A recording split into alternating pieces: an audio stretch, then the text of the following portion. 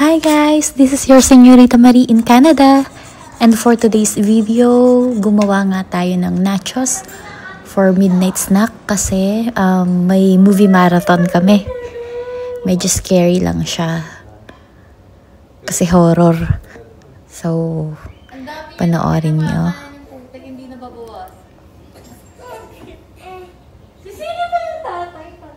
Mamaya, nakakatakot yan kasi yung camera. Ano yun? Ano yung nakita niya?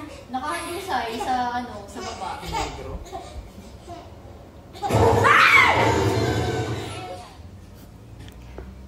Yung sa one, natrap na si Josh. Diyan, yung pupuntahan niya ngayon dyan, matatrap na rin dyan, hindi siya makakalabas. So, ito, yung camera, kasi, ano siya camera stabilizer. Yun ba yun? Basta, nagde-detect siya ng, ng mukha. Susundan ka niya. Yun. Pero, nitong, pag nasa climax na kami, or pag nagkukwentuhan, bigla na lang siyang gumagalaw-galaw. Yan. Pag nasa climax na nung movie. Tapos, sabi nga namin, kapag pumunta siya sa space na walang tao, nakakatakot yun. Pero, nangyari nga siya. Ayan, pag naorin niyo. Ayan, kabilang yung tao dyan, wala nang iba. Pero, gumalaw-galaw siya ng ganyan.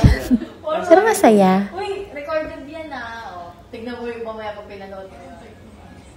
Ayan, i-off nga muna namin siya dyan kasi magulo siya. Hindi kami makafocus sa pinapanood namin.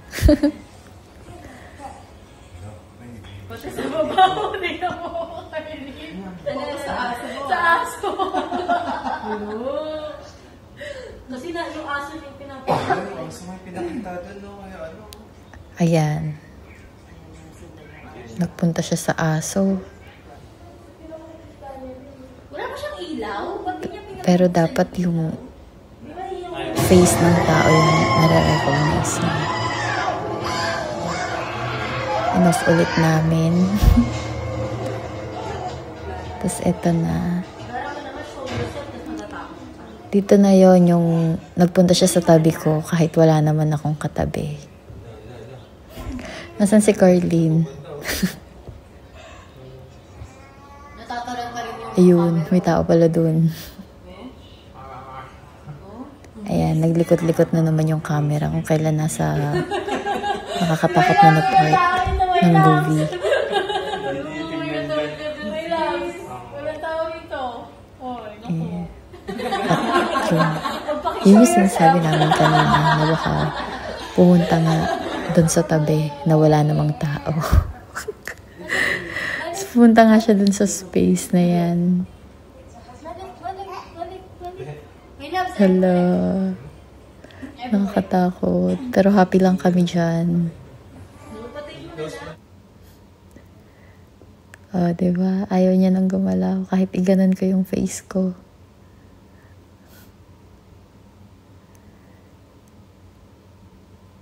Scary.